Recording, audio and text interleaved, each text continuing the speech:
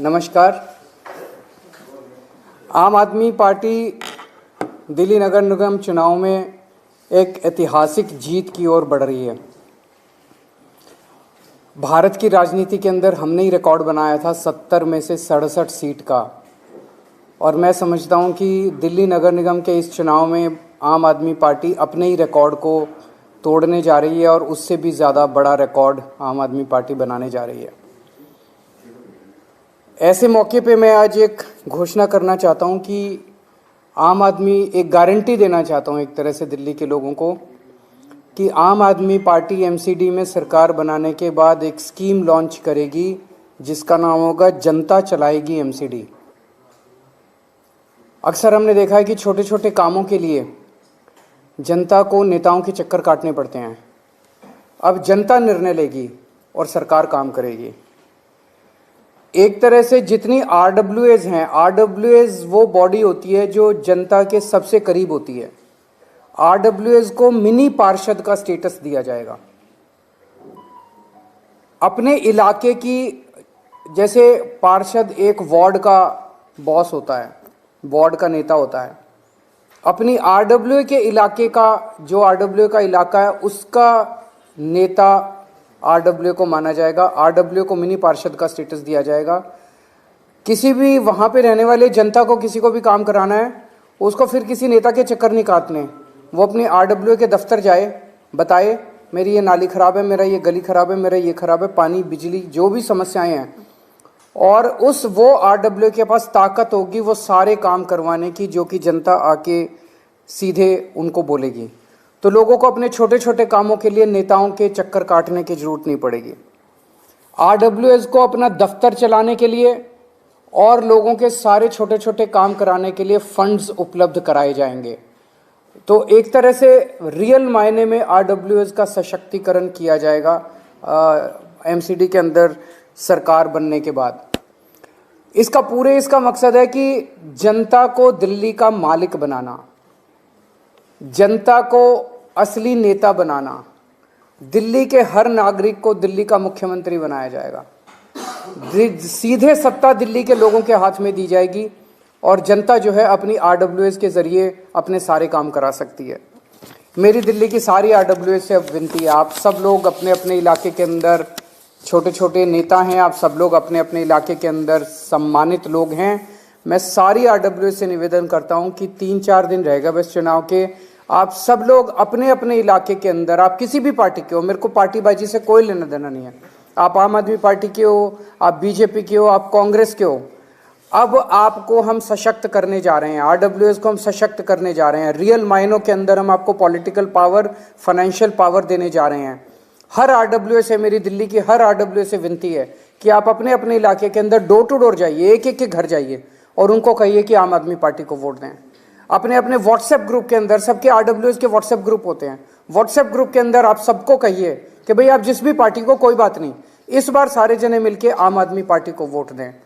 और आप ज़्यादा से ज़्यादा आम आदमी पार्टी को वोट दिलाने के लिए वो करें। सभी आरडब्ल्यूएस को मैं ये भी कहना चाहता हूँ कि आपके इलाके में मान लो दूसरी पार्टी का कोई पार्षद बन गया, फिर वो देख लो आपको काम नहीं करने देगा, किसी भी आरडब्ल्यू को काम नहीं करने देगा, और आपको हम जो सत्ता देना चाहेंगे उसके अंदर वो अड़चन अड़ाएगा।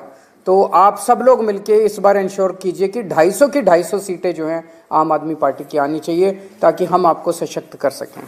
आपके कोई प्रश्न है तो आप। सर, पहला सवाल ये कि आप इनको ताकत देने की बात कह रहे हैं, तो इनकी जवाबदेही क्या होगी? पार्षद को तो आप चुनाव में हरा सकते हैं, इनका अगर ये काम नहीं करेंगे, किस तरह से आप इसका संवैधानिक पहलू, इसका सारा एक ट्रांसपेरेंट तरीका बनाया जाएगा। ऑनलाइन भी करेंगे इसको।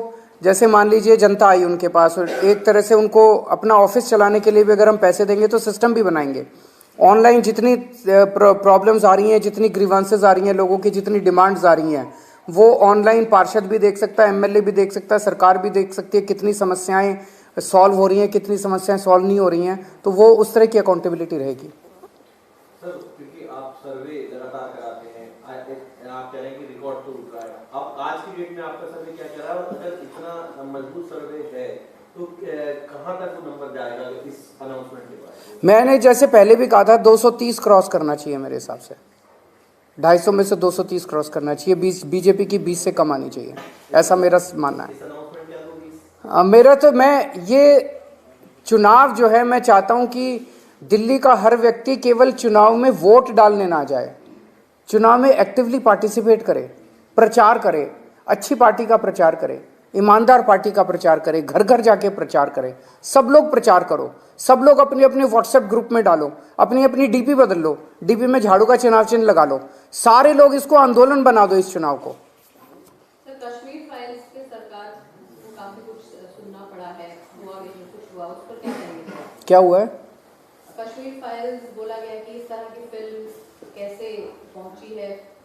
मेरे को आइडिया नहीं क्या हुआ है। हरियाणा में आपने खाता खोल दिया है, हरियाणा में आप दूसरे नंबर पर आ गए, तो पहली बार ही चुनाव लड़ा।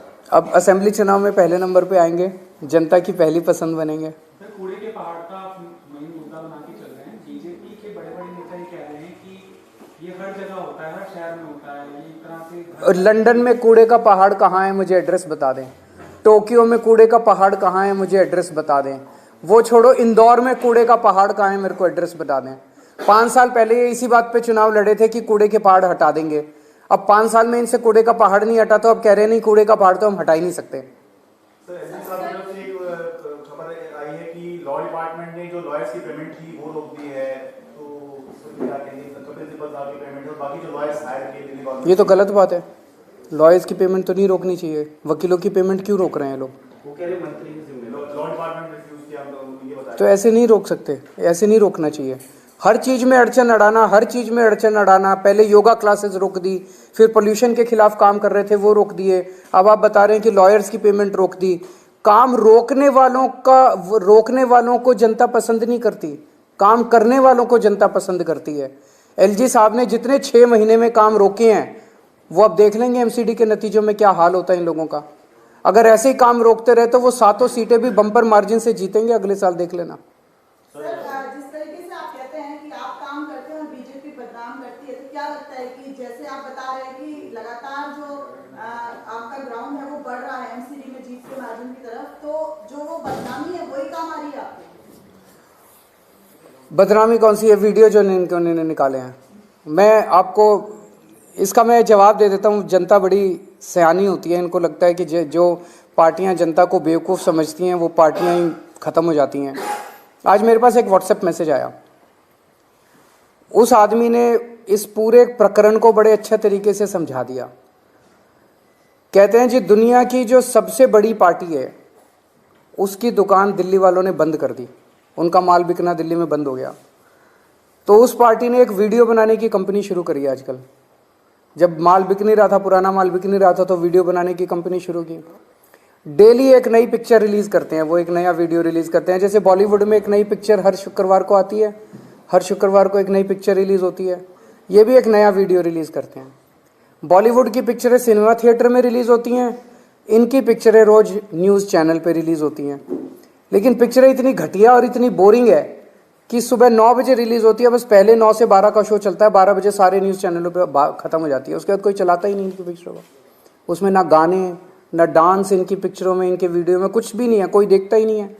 इनसे निवेदन है कि कुछ वो इनके नेता का एक वो रिंकिया के पापा का डांस डाल दें, उसमें वो बेबी बियर पी के नाचे छम छम छम, वो डाल दें तो पिक्चर थोड़ी चल तो जाए। और पिछले 4-5 दिन से तो पिक्चरें आ ही नहीं रही, पता नहीं क्या हो गया, इनके वीडियो ही कोई नहीं आए 4-5 दिन से, तो फेल हो चुके हैं, इनकी वीडियो की कंपनी भी फेल हो चुकी है। इस तरह के जो वीडियोज हैं वो पॉलिटिक्स में कोहराम मचाते रहे, लेकिन पहली बार मैंने बताया कि वीडियो इतने बोरिंग हैं, वीडियो में कोई कंटेंट नहीं है। वीडियो को थोड़ा एंटरटेनिंग बनाएंगे तभी तो वीडियो चलेंगे, तभी तो पिक्चरें चलेंगी, उसमें कुछ भी नहीं है, इतने बोरिंग वीडियो हैं। एंटी इनकम्बेंसी है या आपके कामों को जनता वोट कर रही है एमसीडी में, या भाजपा? जनता पॉजिटिव राजनीति चाहती है, जनता गाली गलौज नहीं चाहती। आज इनके 7 मुख्यमंत्री इन्होंने ला रखे हैं दिल्ली में, 7 मुख्यमंत्री, 7 प्रदेशों के मुख्यमंत्री, 1 उप मुख्यमंत्री केशव प्रसाद मौर्य और 17 कैबिनेट मिनिस्टर इनके दिल्ली में उतरे हुए हैं। इतने सारे नेताओं की क्या जरूरत पड़ गई, क्योंकि 15 साल में कुछ काम नहीं किया।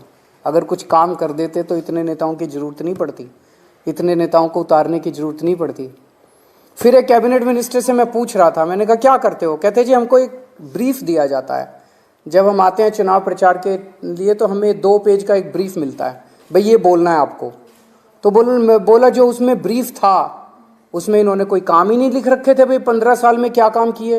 तो बोला हमने पूछा पार्टी से भाई क्या काम गिनाए, तो उसमें बोला बस केवल गालियां लिखी हुई थी कि केजरीवाल को ये गालियां देनी है।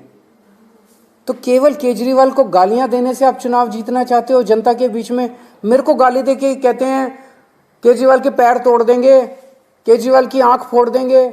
मैं कहता हूं मैं दिल्ली को साफ सुथरा करूंगा, कहते हैं केजरीवाल की टांगे तोड़ देंगे। मैं कहता हूं मैं दिल्ली को चमकाऊंगा, दिल्ली का गंद निकालूंगा, कूड़ा हटाऊंगा, कहते हैं केजरीवाल की आंखें फोड़ देंगे। ऐसे तुम चुनाव जीतना चाहते हो?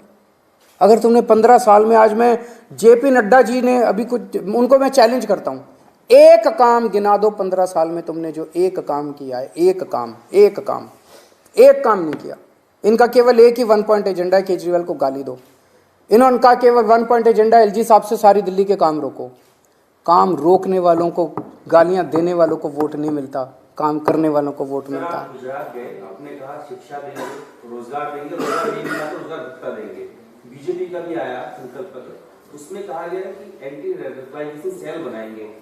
क्या ये जरूरी है? रोजगार वो चीज जरूरी है?